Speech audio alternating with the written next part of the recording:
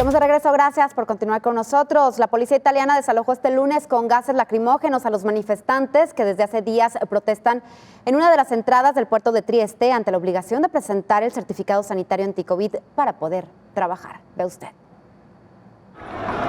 La obligatoriedad del certificado COVID para acceder al lugar de trabajo levanta ampollas en Italia.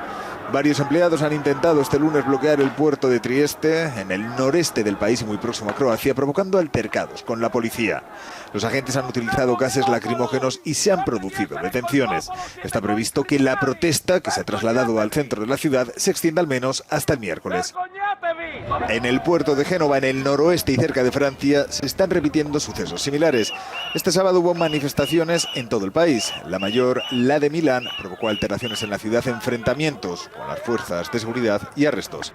A pesar de la decisión contra los antivacunas del gobierno de Mario Draghi, inédita en Europa, un 20% de la población se resiste a la inmunización frente al coronavirus.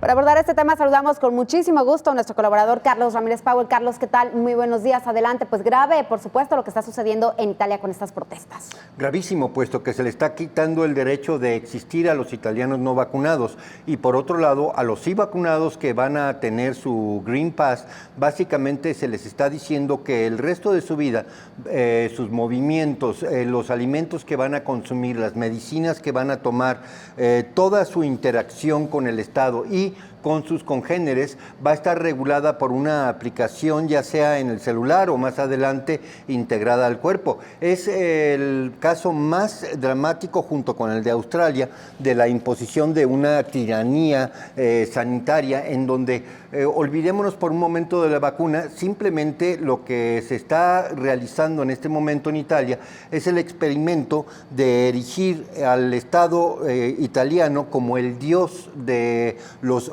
súbditos que no van a poder hacer absolutamente nada sin tener el rastreo constante y permanente del Estado italiano.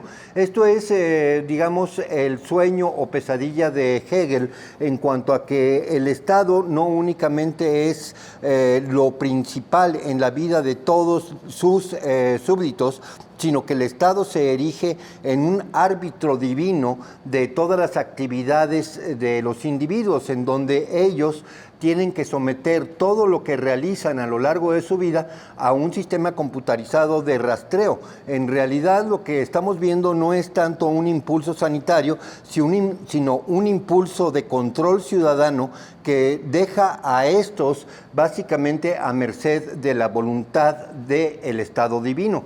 Mira, ¿cómo es que no se trata de una situación que podríamos llamar de salud? Con arbitraje ya publicado por el Jornal Europeo de Epidemiología, tenemos en la lámina 1 la original en inglés y en la lámina 2 la traducción que dice: los aumentos de COVID-19 no están relacionados con los niveles de vacunación en 68 países y 2.947 condados en los Estados Unidos.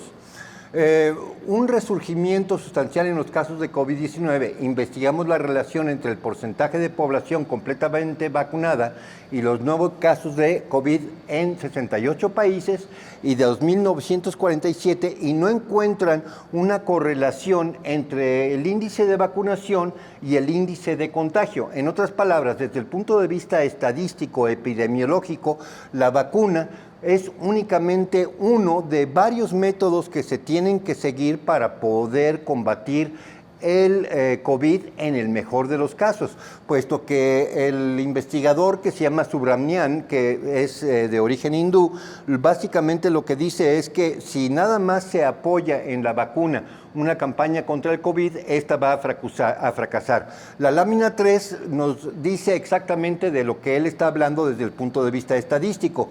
Mira, en las grandes olas de contagio, la que vemos, por ejemplo, en la India, que fue de los meses de marzo, abril hasta el mes de julio, Lo que tenemos es que hubo un gran pico, pero a partir de ese junio, el Estado hindú empezó a repartir un paquete profiláctico ambulatorio a todos los positivos de COVID que contenía ivermectina. Y es por eso que vemos que se aplaca tan rápidamente la curva de contagio.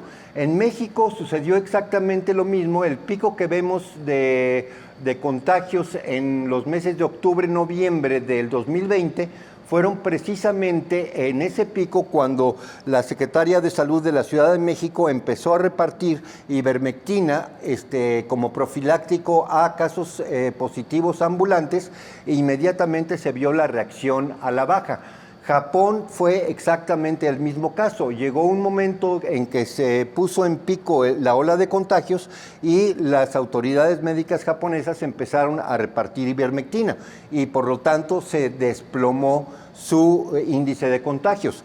Mientras que en Europa en ocasiones es más difícil encontrar ivermectina que heroína en la calle y efectivamente en Europa el índice de contagios va al alza y hay que tomar en cuenta que vamos a entrar en la etapa otoño-invierno en donde los contagios por COVID van a subir a la par de los contagios por gripas comunes. Hay que recordar que la prueba PCR no distingue entre una influenza y el COVID.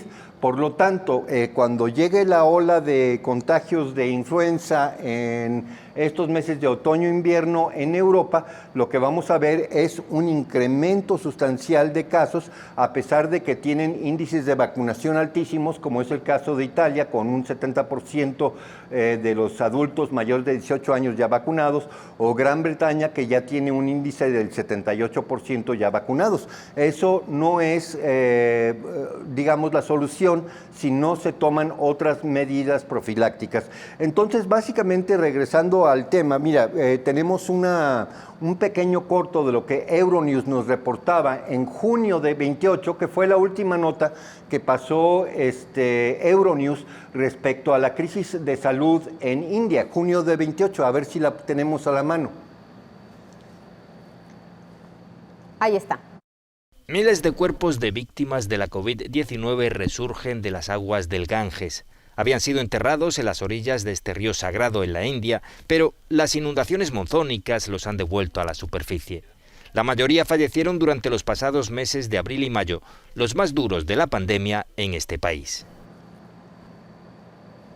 Fue aproximadamente a partir de ese momento, cuando se da esta nota el 28 de junio, que Uttar Pradesh, uno de los estados con más población de la India, con arriba de 200 millones de habitantes, empezó a repartir libremente ivermectina y que fue que empezó a abatirse el índice de contagios. Euronews ya no volvió a reportar, ya no volvió a dar ninguna nota de junio 28 hasta la fecha de la situación del COVID en la India, pues básicamente porque dejó de ser noticia, porque para todo efecto práctico el COVID ya desapareció en la India. Entonces uno se pregunta si la vacuna no es más que una de varias estrategias para poder combatir el COVID, ¿por qué toda la estrategia en Europa va centrada a la generación de un pasaporte vacunatorio, un Green Pass o un Pass Sanitaire, como le llaman los franceses, que no son en realidad controles de salud, sino controles de un sistema de control estatal que de hecho no pasa por el sistema de salud. El pase vacunatorio italiano va a ser regimentado por la misma agencia de gobierno que recolecta impuestos.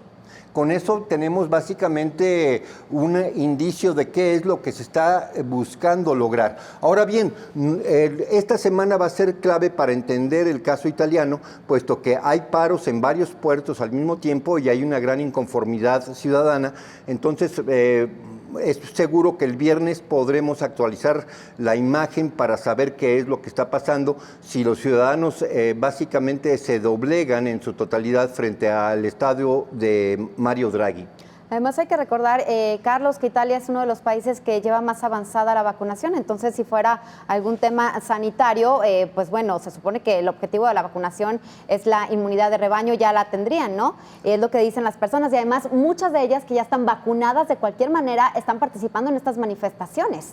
Claro, la inconformidad no es en contra de la vacuna necesariamente. De los trabajadores portuarios, aproximadamente 3/4 partes ya tienen el esquema completo de vacunación. No, los vacunados se solidarizan con los no vacunados, puesto que lo que detectan no es un tema sanitario, están detectando una vez más un tema de control estatal sobre la población, un tema de imposición de una pesadilla 1984, en donde el Estado siempre, absolutamente siempre, las 24 horas del día, sabe dónde estás, qué estás haciendo, con qué pulso, con qué oxigenación y sobre todo, con qué gasto, hacia dónde se destina tu dinero. Así es, Carlos. Mira, en septiembre el gabinete del primer ministro Mario Draghi aprobó esta regla que, como tú lo comentas, es considerada como una de las más estrictas del mundo y que permite suspender sin paga alguna a las personas que intenten ir a su trabajo sin presentar el pase sanitario e incluso pueden enfrentar a multas de hasta $1,730, Carlos.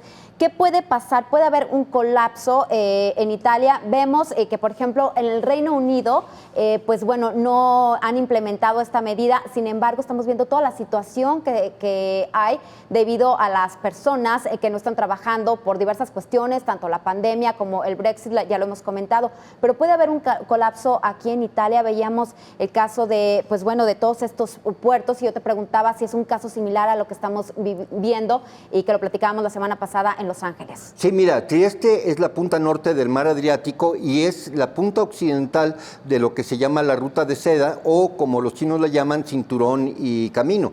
Básicamente toda la producción china para Europa llega, bueno, no toda, aproximadamente el 50% de la producción china para Europa primero descarga en Trieste. Entonces, cualquier irrupción, cualquier falla en la cadena de suministro de China a Europa, pues básicamente deja parada a toda la industria alemana y a toda la industria francesa, puesto que por ahí entran los insumos para la industria automotriz. Pues estamos en una crisis, Carlos, crisis energética, crisis social y pues ya estamos dejando a un lado la pandemia del coronavirus. Sin embargo, vemos este tipo de situaciones. Muchas gracias, Carlos. Nos vemos el viernes.